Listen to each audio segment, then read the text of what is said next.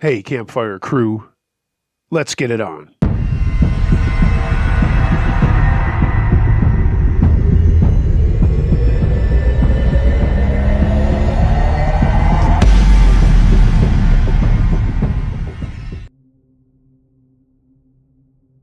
Woman on the Trail, submitted by Peter Paul None of Your Business. At the end of 2004, I decided I was going to start hiking the Appalachian Trail. I was not going to be a through hiker, I was just going to do it in pieces. I was super excited, and after the first 3 legs starting in Georgia working my way north, I was hooked. What happened on this leg that I'm talking about, though, set me off my goal for a little while, and I'm not going to get into massive details about where I was, and I'm certainly not going to share the name of the person that I ran into on the trail. I'm just going to call her Annie. As I was doing a 1-week portion of the trail, this woman who called herself Annie caught up to me as I was taking a break for some water and lunch. I hadn't seen anybody on the trail for a couple of days, and I was midway through my walk. She struck me as a little odd right away, always seemed to be fidgeting as she was talking to me and was constantly taking out a sheath knife. She wasn't cutting up cheese or apples or whatever. She just kept taking her knife out, putting it back, taking her knife out, putting it back, all the while talking to me. She asked me my name. I lied, and I told her it was Ron. My real name is Peter. She kept talking about how sharp her knife was, and how it was nice to be with someone on the trail. We did share our trail names as well. I didn't shy away from that because who really cares? She asked if she could hike with me, and I said, yeah, sure, even though I was kind of weirded out by her. We walked for the rest of that day, and finally I said, hey, I'm going to stop at the next lean-to. And she had this overly eager look on her face and said she would too. Much to my chagrin, she did stay with me, and there was no one else at the lean-to except a massive amount of mice. I said there was no way I was sleeping in that lean-to with all the mice, as if anybody who's ever walked the Appalachian Trail knows they are a complete pain in the ass. They will keep you up all night long, running all over the place. Annie put up her tent that she had with her, and I started a little fire with some brush in the designated fire pit. I also started my little portable stove to make noodles and crackers for my dinner. And I noticed Annie was not eating, but was still playing with that knife. I offered her some of my cheese and salami, and she took it. Okay, I was just being a good guy. As night fell, I realized that I hadn't put up my tent, but because it was so warm, I decided to just bivvy under the stars. And this is when Annie really started to say some weird shit. She asked me if I had ever stabbed anyone. I looked at her and said, are you kidding me or something? Of course I've never stabbed anyone. She looked down and then said, have you ever been stabbed?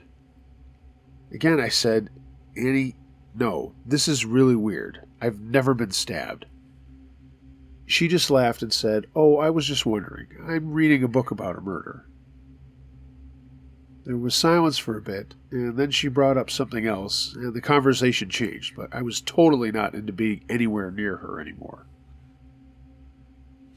At the end of the next day, I knew it was motel day. Time to get off the trail, restock supplies, take a shower, luxuries that are always looked forward to when you're on a long hike. Somehow I let her know that I was going to this motel, and like an idiot, actually mentioned the name of it. She stared at me for the longest time, took out that knife again, looked at it and then put it back and said she was going to sleep. I sat around the dying fire and made the decision that as soon as I knew she was asleep, I was going to hightail it out of there and get to where I needed to go in the dark, even though I knew how dangerous it was to be walking the trail in the dark. Thankfully, I did have a headlamp.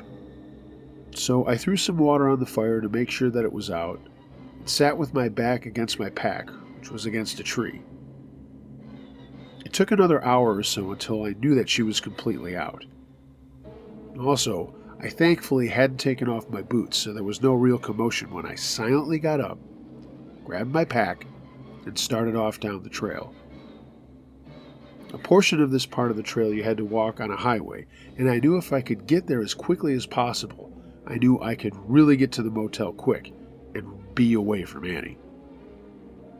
I didn't put my pack on my back for the first couple 100 yards because I didn't want to make any noise. When I thought I was far enough away, I put on my headlamp that I had taken out of my pack, put my pack on my back, and started to double time it out of there. I wanted as much distance between this woman as I could make. In the early morning hours, I did hit the road I had to walk down to get to the town where the motel was. This obviously was easier walking, and it went by pretty quick. I think it was around 8 or 9 a.m. when I got there. I went straight to the hotel clerk's office, got a room, and used my real name, which would pay dividends down the line. I got into my room and immediately took a shower. And the cool thing about this motel was they had a laundry service, so I didn't have to go anywhere to do my laundry. And there was a small restaurant not too far away that also delivered. I wasn't trying to be too paranoid, but I did not want to go outside at all at this point, for fear of Annie seeing me if she followed. I took a long nap that morning, and there was a knock at my door, and it just happened to be the motel clerk's daughter who had my laundry. I thanked her and gave her an extra $10. By now, it was in the afternoon, so I watched a little TV and then ordered a pizza and a 6-pack of beer from the restaurant and asked them to deliver it to my room. They did, and that's when I noticed something strange going on outside. Staying in motels is a strange thing in and of itself. I don't normally like to do it, as there's no real barrier between you and the outside world other than a door and a window. I mean, anybody can just walk up and basically get into their room if they want to. There were a number of other people staying at the motel, so I wasn't so jarred by hearing doors open, but something caught my attention as I was eating and just vegging out to Jerry Springer. I heard knocking on the doors, some of them opening and voices going back and forth. It kept happening all the way down the road to my room that I was staying in. And then there was a knock on my door. I froze, and I certainly didn't answer it. I had already muted the TV and just remained as quiet as possible. The footsteps went down the walkway to the next room, and that continued for another 5 minutes or so. Whoever it was just kept knocking and talking to whoever was in the room if they had the open door. I gingerly opened my door, stuck my head out, and saw that it was Annie. She was going to every room in the motel, and I knew in my heart she was looking for me. Eventually, she got to the end of the strip of rooms and sat down for a minute. Then she got up, walked to the end of the parking lot, looked up and down the road, and then started off for where the trail would go back into the woods and continue on the Appalachian Trail. I waited for an hour and a half before I went to the motel clerk's office and asked if he had seen her or if she'd been in to visit him. He looked at me for a long time and said, "There was a hiker here who said her name was Annie, and she was looking for a guy named Ron." My heart went into my throat. I was right all along. I told him the story about how much of a crazy person I thought she was, and that I told her a false name. He gave me another long stare and then started to laugh. And actually that made me laugh a little bit too. But it also made me decide right then and there that I was going to stop my walk. I still had another 2 days before I was going to meet up with my girlfriend, who was going to pick me up and drive me back home. But nope. I called her and asked her to drive the extra miles to this motel to pick me up, as I was not going to go back on the trail knowing that I might run into Annie again. Annie and her fascination with knives. That's how the leg of my journey ended. My girlfriend picked me up, and as we were driving by the spot where the trail went back into the woods, I kept looking off to my right until we got onto a main highway. I was constantly thinking that I was going to see Annie standing there playing with her sheath knife. Thankfully, nothing bad happened during this entire escapade, and I'm happy that I didn't tell her my real name. That would have been a dead giveaway, and I don't use that pun lightly. In my heart of hearts, I am sure she meant to do harm to someone out there. For all I know, maybe she did. I have no idea. I never did finish the Appalachian Trail. I would like to get back out there sometime, and I'd like to think that if I do, I won't run into Annie.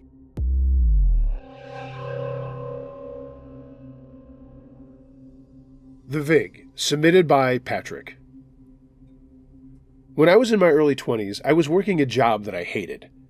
It paid okay, but it was just not really what I wanted to do. But it afforded me to leave my house and have my own place and all that cool stuff when you're in your 20s that you look forward to when you're out on your own. One night after work, I met some friends at a local bar, and we were just having a good time blowing off steam on a Friday. We were talking about betting, and this was long before sports betting became legal, which just happened here in New York State. This was in the early 2000s. The only way back then that you could do it was if someone was running squares or a pool in the office, or if you knew a bookie, that sort of thing. A friend of a friend came over and joined us for the conversation, and I was going off about how I hated doing what I was doing, and I'd rather be doing something else, but not really knowing what to do. This guy was a little bit older than us, and as the night wore on, he and I kept talking about sports betting. I'll call him Lewis for this story, but that's certainly not his real name. Before I left the bar, he pulled me aside and said, "Hey, if you're interested in a side job, meet me at Murray's tomorrow night at 10. I asked what was up and said, I'm not really sure I want to be a bartender. He just laughed and said, "That's not what we're going to be talking about." He slapped me on the shoulder and walked out of the place. I said goodbye to my friends and did the same without telling them any of that conversation. As mysterious as it was, the next day I thought about it and decided, what the hell, I could go at least hear him out. It might be something really cool. Although meeting at a bar to discuss something was also pretty shady. I've seen my share of the mob movies. So I called my friend, who was the guy that kind of introduced me to the guy I was going to meet at Murray's, and told him that I was going over there. He immediately said, "Why are you going there?" I didn't say why, I just said I was going to meet Lewis. And he asked, "What are you going to be talking to Lewis about at Murray's?"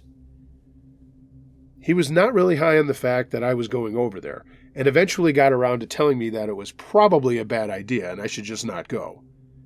He would straighten things out with Lewis, no big deal. But now I was intrigued and thought, okay, I really have to check this out now. Dummy.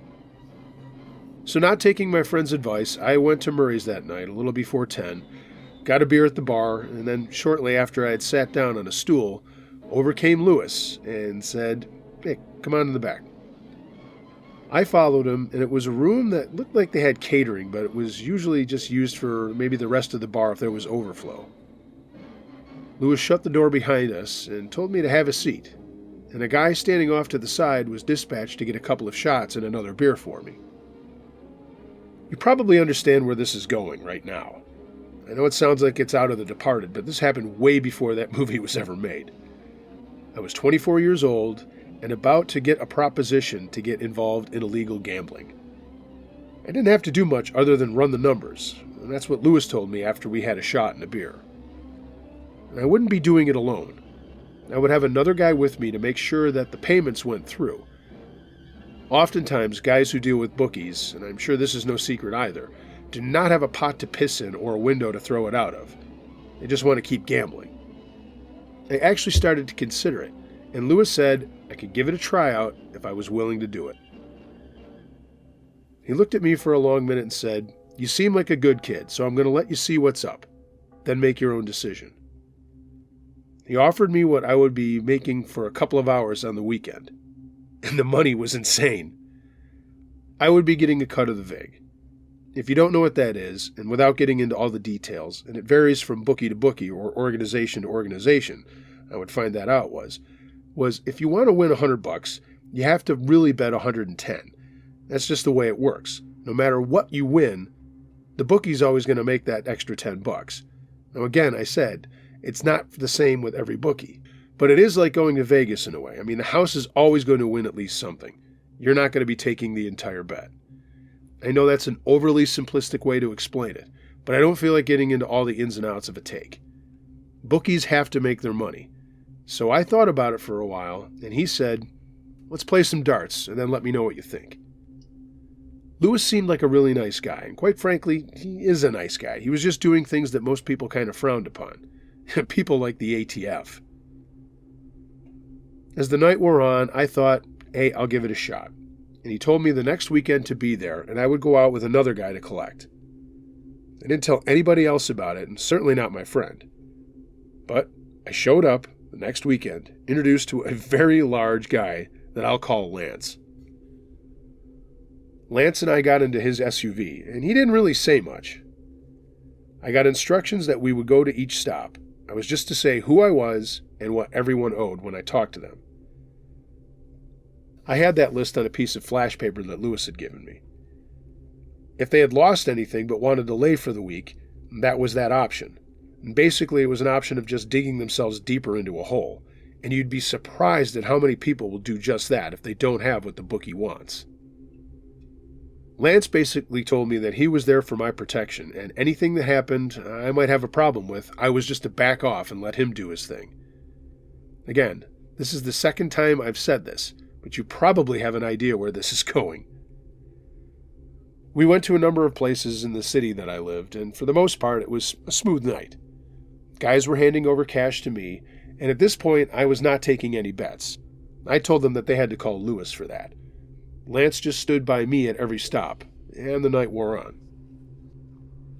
We had 2 last stops. By this point, I had a considerable amount of money on me. I'm talking well over $15,000. We got to the last place, and this is where I saw what, again, you'd think you'd only see in movies, but it was real. The guy we visited was this older bald dude working in a garage that he owned. I don't know if he was working on a car or what, but he was just sitting in his office at the time. Unfortunately, he didn't have the money he owed Lewis, and in his case, I asked him if he just wanted to lay. You're right, I'm talking like a gangster here. God, I'm lame, but it's true. Lance stepped in and said, no, that's 3 weeks in a row. Get the money. The guy just sat there, and I thought I was going to start crying. Lance told him again, get the money. I didn't know what to do, and Lance put a gigantic meat hook of a hand on my chest and pushed me backwards. And then I got to watch Lance beat the ever-living shit out of this guy. I mean, he gave him a royal beating. He then told me to tell the guy that I'd be back in 4 days and he better have the money. I looked at Lance, looked back at the guy and said, I'll be back in 4 days. You better have the money. But I said it like a total pussy. Lance said, let's go. We left and went back to the bar, and Lance didn't say another word to me, and I didn't say anything to him. When we finally got there and met Lewis, Lance just punched me in the shoulder and said, good job. Then he drifted off into the bar. Lewis took me into the back, and I handed over all the money. We'd been out there for maybe 2 hours, and he laid down $500, shoved it over to me. He asked how things went, and I told him about the last guy, and he just started laughing. He then gave me an extra $200 and said, if I want to keep doing this, show up when he called. I said, okay. And he said, hey, if you don't want to do it, there's no shame. But I know that you're not super happy at your job, and the pay goes a hell of a lot higher than this if you work more than one night. I took the money even though I thought about maybe not taking it. He laughed and said, you've earned it. Let me know if you want to keep going. I left, and I was in a daze. I went home, grabbed a beer out of my fridge, and sat down in my living room of my apartment. And I couldn't believe what just happened. I'd gotten paid to wander around my city, take money from people, and then watch a gorilla of a human being beat a guy senseless. I mean, was this really something I wanted to do? I eventually fell asleep, woke up the next morning, and decided that if I could ride this out for a little while, save up a bunch of money, either head out of town, or, if I made enough, maybe get a new car, maybe get a new place. I don't recommend that anyone do this. I can't stress that enough.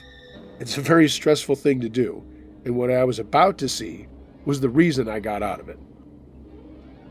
I did tell another friend what I was up to, and he said, "Dude, you're being unbelievably stupid.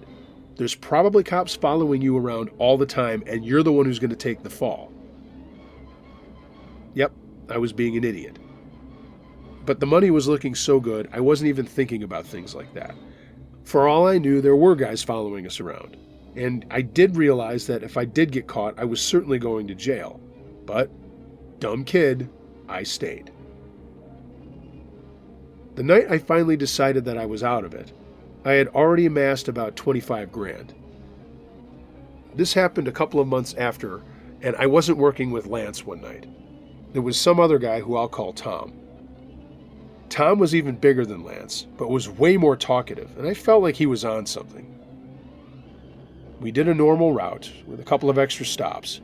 Before we got to the last 3, we made it to another guy who did not have his take and was also not allowed to lay for another week. Before the guy could even say anything more, Tom smashed him in the face, grabbed him by the balls, and threw him into the wall. This guy was down on his knees, and I was about to say, "Okay, I think that's enough, man." But Tom was so far gone. I swear he was on something. Tom picked up a phone and started hitting the guy in the face with it.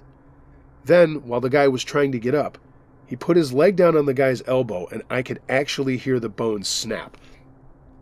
I just watched a guy break another guy's arm so badly that it looked like the way your arm normally is going in, but the complete opposite. The guy was screaming bloody murder, and Tom said, "That's what you get. We'll be back in 4 days. Get the money." So that was the minute I said, "I'm not doing this anymore." I mean, I know these guys are degenerate gamblers, but holy shit, this psychopath just broke a guy's fucking arm. We did the rest of the stops without me saying a word. We went back to Murray's, and I dropped the money off. I told Lewis that I was actually looking at a job out of state, and that was going to be my last night. He gave me a long, hard stare, and it finally sank into me, and I started to think that maybe this was like one of those Goodfella things, like, once you're in, you're in. He didn't say anything other than, "All right, man, I know it's not for everybody." He gave me my money, and I left. On the way out, though, he said, "Good luck." That night when I got back to my apartment, I had more than my usual share of beer. Around 3 in the morning, I heard a noise outside of my window. I lived on the ground floor of an apartment building at the time, and something was rustling in the bushes. And at first I thought, maybe it's just a raccoon or a squirrel. But then I heard a faint tapping on my window. Stupidly, I thought, it's probably just a friend who's trying to get in, but I didn't answer the phone that activated the door lock to the building. So I went over to the window, pulled up the shades, and who was standing there? Tom. Through the window, he said to me, "You tell anybody that you've ever met me, and you're a fucking dead man." He pushed his finger against the window where my chest was, and he said, "I'm not kidding. 1 word, and you're gone." I just nodded, and he turned around and left. The next day, I started updating my resume on Monster.com. I mean, I was planning on getting out of Dodge. I didn't care what job I was going to take. I was taking the first thing that I was offered in any other state. I was that scared. I don't know if he came on Lewis's order, but all I know is that that guy was not kidding around, and I was not going to take any chances. And that was it. I did get another job, ended up flying from New York to North Carolina, which is where I live now. I've never heard from those guys again, and I never told my friend who introduced me to Lewis that I had been up to all that stuff. The only person who knows that I was out there doing things was Lewis, Tom, and Lance. Never again. I mean, I don't even bet in office pools or buy squares for the big games. I want nothing to do with that life. One of the scariest nights of my life scared me out of that racket for good, and that's the God's honest truth. I didn't make any of this up. I'm sure people will doubt everything that I've said, but it's the truth.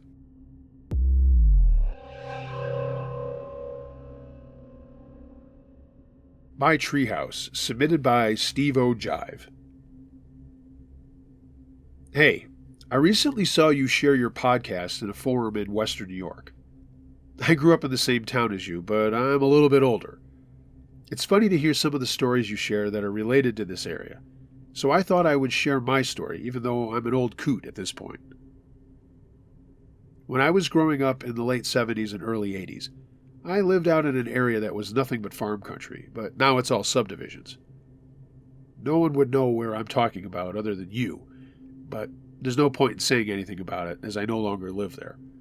I live in Florida, but I can remember every square inch of the fields around our houses, about a mile from the high school in Lancaster, New York. We had a huge tree in the backyard, and my dad built us this really kick-ass treehouse. It had a metal slide on one side, and another that went from the floor of the treehouse to the ground. That was one of those swirly kinds of slides. There was a little deck outside of it, and my friends and I loved playing in it. And every once in a while, we would also have sleepovers in the summer. That was super fun as well. When I was 10 years old, I invited 2 of my friends over for a campout. My dad built us a fire, and we all roasted hot dogs and marshmallows. Then we climbed the ladder to get into the treehouse and into our sleeping bags, or sleeping on top of them because of how hot it was. We stayed up telling scary stories like all kids do, and then finally fell asleep probably a little after 1 in the morning. I woke up a few hours later and smelled something awful. I mean, it was the most rotten stench I'd ever smelled. For a second, I thought maybe it was one of my friends who was just farting, or for whatever reason, their stomachs didn't agree with the hot dogs and marshmallows that we had earlier. And then I thought, oh no, maybe a skunk somehow got up here. So I grabbed my flashlight, I sat up, and I kind of flashed it around the room. What I saw was nothing like what I was expecting. There was a guy, a grown man who looked like he lived in a dumpster, laying at the far end of the treehouse floor. He wasn't near us, but he certainly wasn't in there when we all came up to go to sleep, talk, do the things that we were doing. This guy got in there after we had fallen asleep, and the smell was coming from him. Again, I cannot tell you how rank it was. I tapped my friend Toby on the shoulder and quietly whispered to him that we needed to wake up Alex and get out of the treehouse. In a kind of a loud voice said, "Why?" And I told him, "Shut up!" and pointed out this guy who was laying on the floor of the treehouse a little ways away from our feet. Toby's eyes got big, and he immediately tapped Alex to wake him up and turned off the flashlight. I whispered as quietly as I could that we all needed to just go down from the slide from the floor of the treehouse and then run to the back door. As quietly as we could, we did, and the guy never woke up.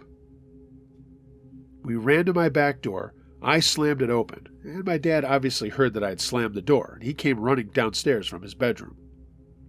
All 3 of us started talking at once, telling him about this weird smelly guy who was up in our treehouse that we had not invited or had noticed as we had been asleep. My dad had served in the army in Korea. He was a big firearms proponent. He told us to sit in the kitchen, and he went and got his .45. We could hear him saying something to my mother, and then he went outside to confront this guy, who we believed was still in our treehouse. Apparently my mom was still in her bedroom calling the police, and my dad went out, fished the guy out of the treehouse. We were all being pretty obedient. We weren't looking out the windows until the police showed up. The guy was some homeless vagrant who wandered around our town and had apparently seen us, and seen that we had this treehouse. It was odd that he was out where we were, because where we lived was nowhere near the village. As I said, it's kind of out in the fields. How he wandered all the way out there, we'll never know. But the police took him away, and that was the last we heard of him. We've had a lot of other really eccentric people that lived in Lancaster, but this guy was not one of the people we were familiar with. For whatever reason, he had seen that we were out there, and thought that that would be a good place for him to camp out that night too. Sorry, buddy. Bad idea with a dad in the military and a really strong police force in our town. The guy didn't try to hurt us or anything, but the creepiest thing about it is that he thought it would be okay to just come into a kid's treehouse and sleep there, with 3 kids in it. Sometimes I think back and I wonder what happened to that guy.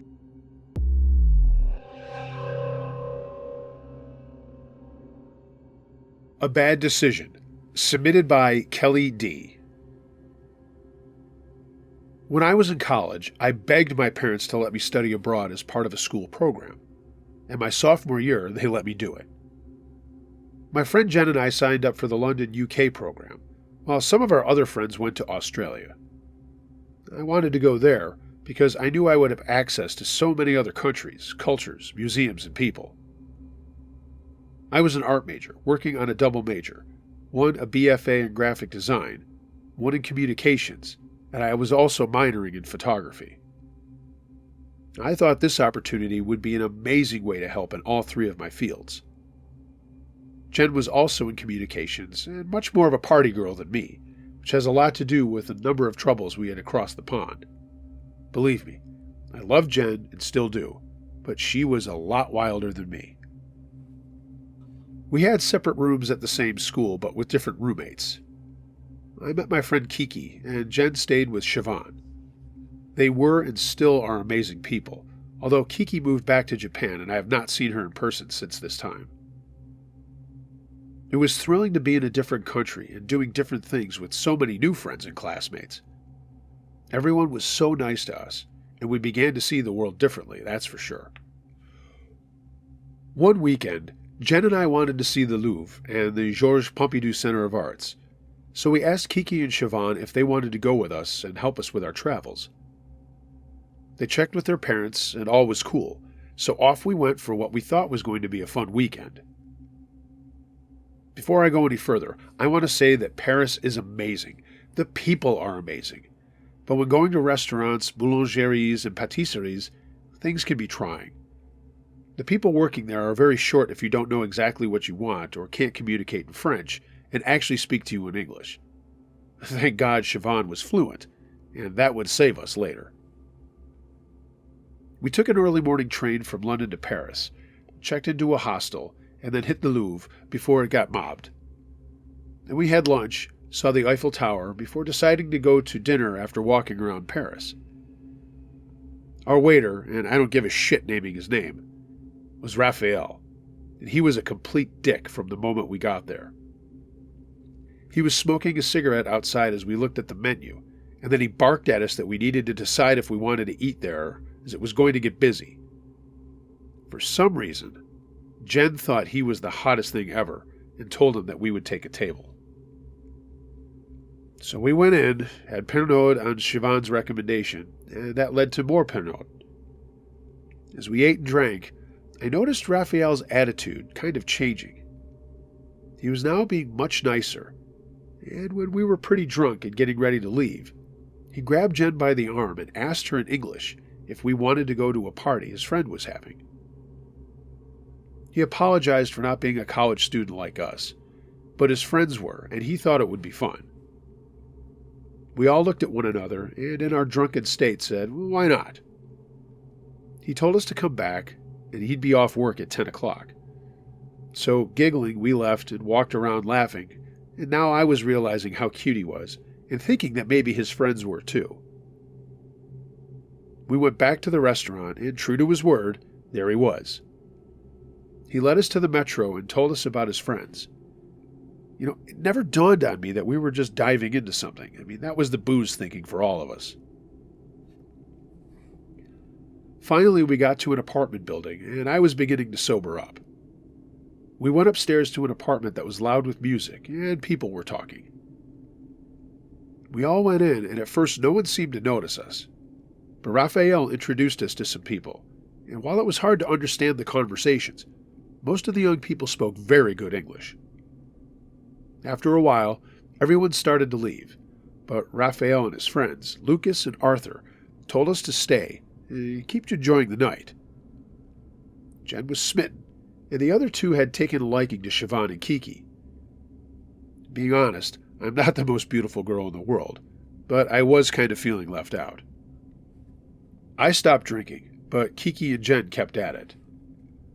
The guys were pressuring us to keep drinking, and at one point, I'm sure I saw Lucas put something into the bottles he handed to us.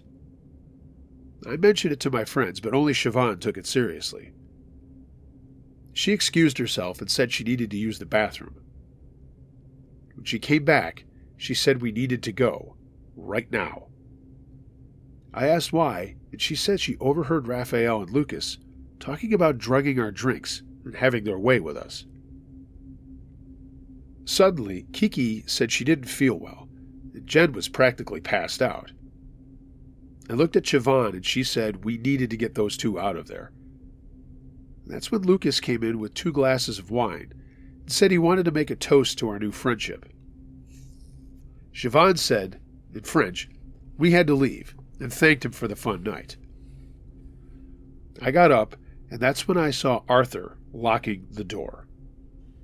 He said we could just spend the night there, as it would be confusing for us to go back to our hostel on our own. Kiki then ran to the bathroom, and we could hear her throwing up. Lucas followed her, and then we heard a door close. Now my alarm bells were going off big time.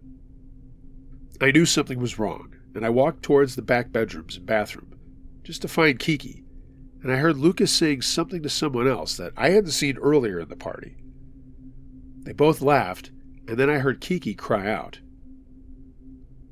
I yelled for Siobhan, but then I heard her struggling, so I went back to the main room and saw her fighting off Raphael.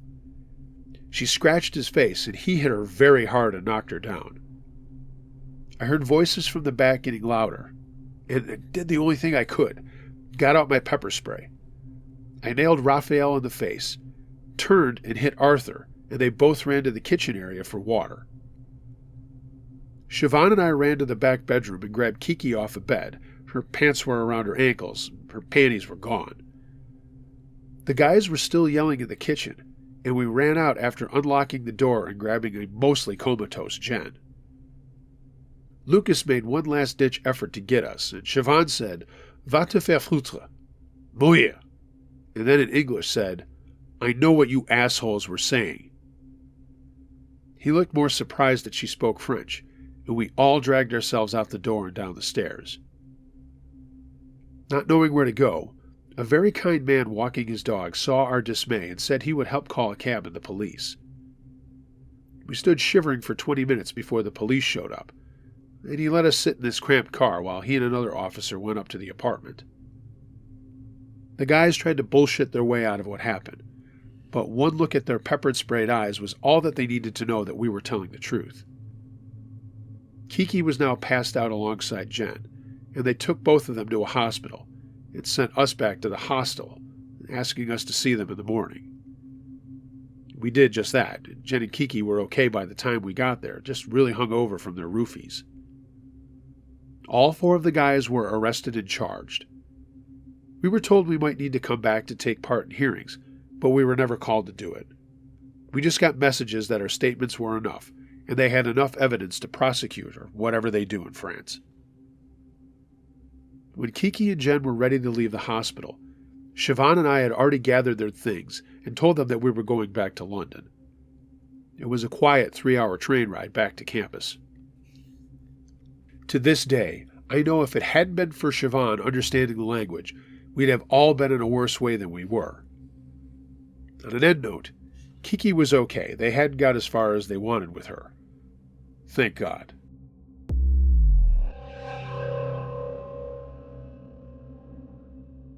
Cigarette smoke. Submitted by Jenny. So this is kind of a nice scary story. My aunt lost her dad. Not my grandfather. My aunt was married to my mom's brother. He was a painter, so I got most of his painting equipment after he died. I put all the stuff I got in my hallway closet. And after a while, I was doing some cleaning and moved the stuff from him to a box and put it under my bed. That night, I smelled cigarette smoke.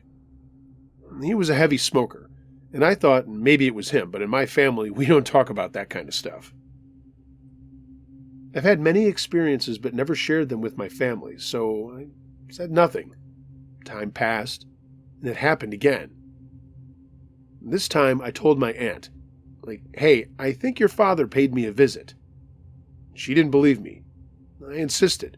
and she told me that the next time I can say to him that she misses him and loves him dearly. A month or so after she said this, it happened again. I smelled cigarette smoke. So I said, "Hi, your daughter misses you and loves you." And the second I finished that thought, the cigarette smell disappeared and has not come back.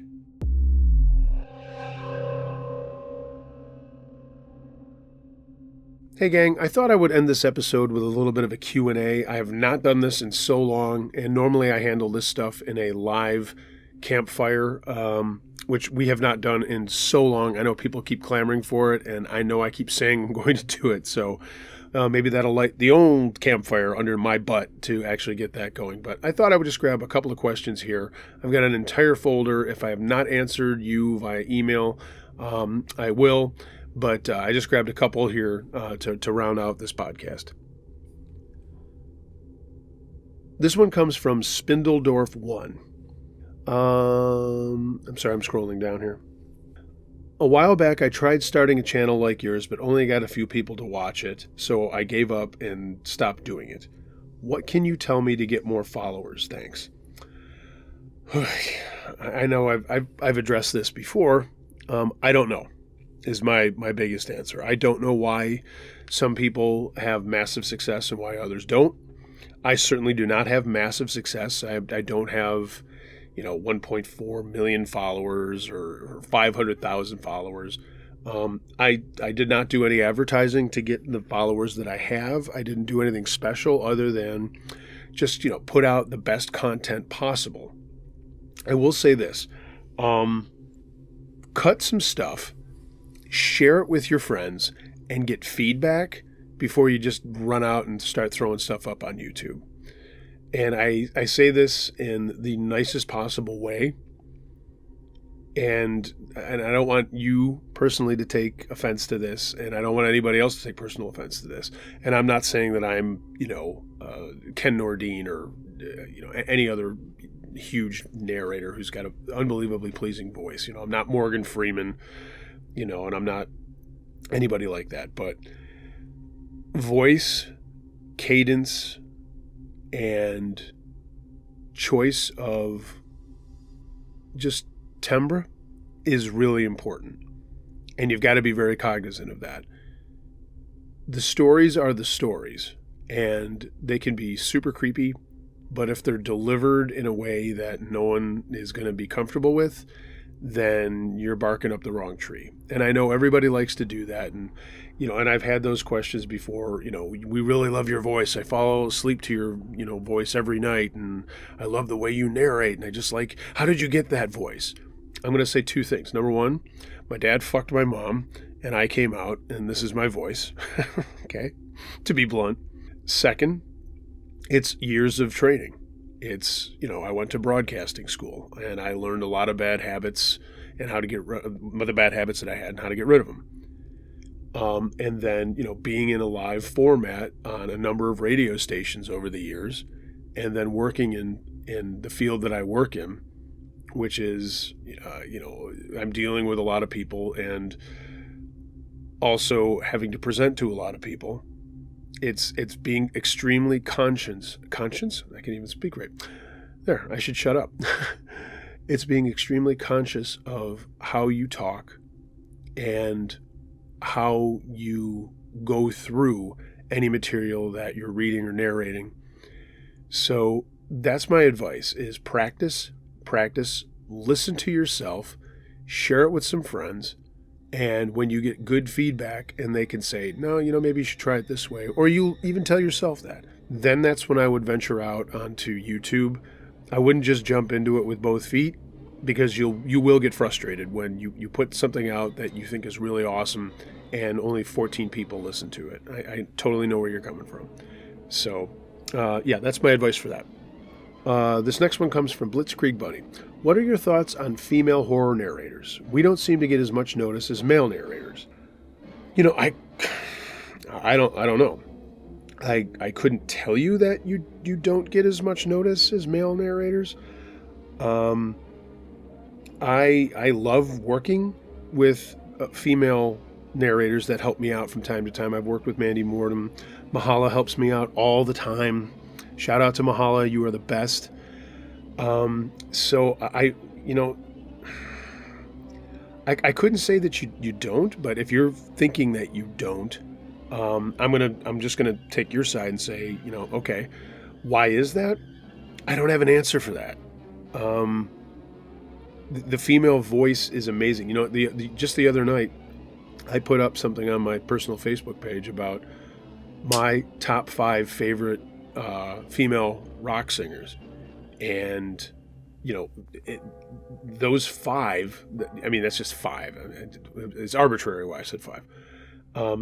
I can listen to them all day long, and there are female narrators out there that have amazing voices, and if they're getting short shrift, that really sucks, because I try to listen to everybody at least once. I don't listen to as many horror narrators as I used to. I think mainly because I'm focused on so many other things, and a lot of my other interests are in different podcast formats, and not necessarily focused on horror. So, but the truth is, again, and this actually kind of goes back to Spindledorf. There are narrators out there that have terrible narration that are extremely popular. There are narrators out there that have speech impediments that are extremely popular. So I couldn't tell you why male narrators are more popular, in your words, not mine. Because the fact of the matter is there's a reason why Siri and Alexa have female voices, and most defaults on GPS systems have female voices. Why that doesn't translate over into horror narration, I couldn't tell you. That's actually a pretty interesting study, and I'll look more into that, honestly, and maybe we can touch base on that again. But thanks for asking that question. That was Blitzkrieg Bunny. Okay, this next one comes from Mike K. Yeah, this one I get all the time on social media and an email.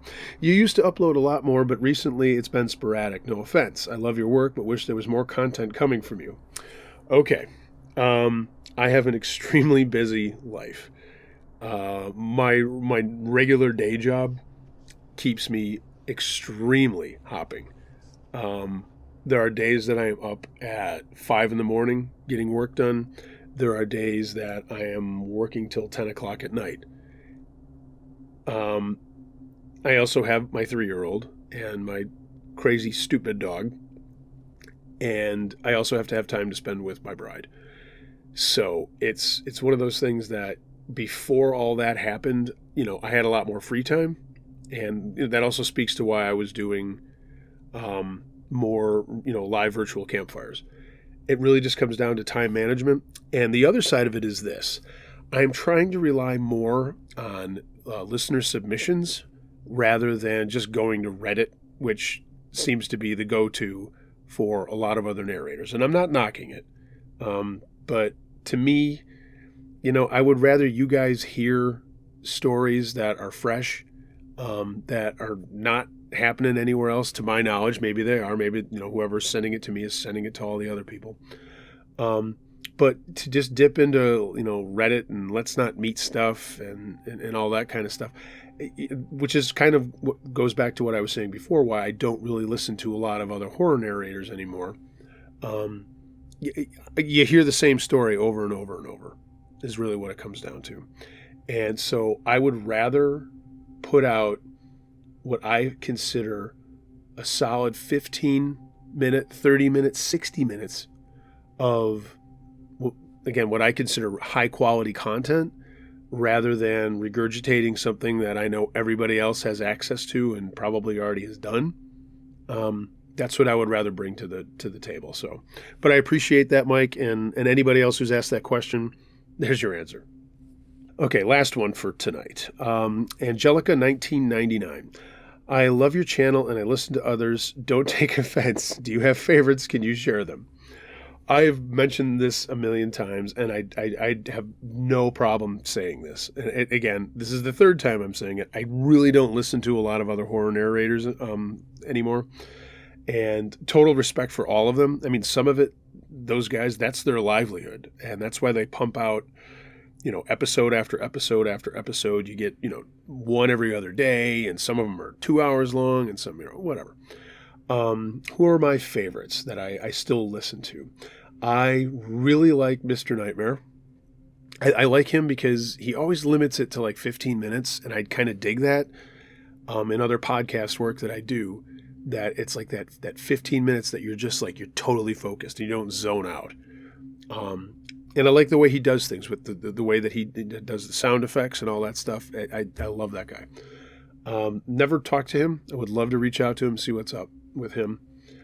I still listen to B-Buster because I love his voice. And, that Aussie voice for whatever reason. I know all the chicks get hot pants for Aussie guys. I'm not going to say I get hot pants for B-Buster, but I love his voice. And it's very soothing. Excuse me. And just, I dig his channel. I'm trying to think who else. Who do I go back to? I guess one guy I really always respected is Swamp Dweller. It's the only collaboration I've ever done was with Swamp Dweller. I like his content, and the fact that he came on to, my show to just do a bullshit session and just kind of a getting to know you, chit chat and talk about his personal life and my personal life, and got massive props and respect to him. And I think what he does is really great. So again, I'm sure you guys have all heard these folks. I would go check them out. One of my favorites, and I know I've mentioned him before in the past, was the Phantom Librarian, who hasn't done anything in years. I don't know. I don't know what happened to him. I know he kind of had some cryptic message at the end of his last upload, but I love his voice and I loved his style. So yeah, I guess I'll leave it at that. But it doesn't really matter who I like. It matters what you like. And some people like a lot of the really big names, and some of those voices, I gotta be honest with you, irritate the shit out of me. But it's all personal preference, and those are the four that I still listen to a lot. I do poke around, like I said, once in a while. I'll check something out. But I also noticed that a lot of those channels that were super focused on the kind of stuff that I'm still doing have branched out into, true crime mysteries and, cold case file stuff. And God bless them. If that's where your heart's leading you, that's super cool. I don't have much interest in that. So, I don't wish ill will on anybody. I wish everybody the best of luck. And I would love to be in contact with them if they're ever interested in doing something. But yeah, those are the four. So anyway, all right, I am going to wrap this up. So I appreciate everybody listening, and we're going to close out the way we normally would, but I also want everybody to stick around. I know every once in a while I do this, and I'm happy to do it tonight. There's a local band here in the Western New York area. A friend of mine I grew up with plays bass, and it's a cool band called Swill, and we're going to share a song and video at the end of this broadcast. So hope everybody will stick around and check them out. Again, their name is Swill. There'll be all the information that you need to find them in the description. So if you want to go check out their YouTube page or their Bandcamp page, all that kind of stuff, it will be there.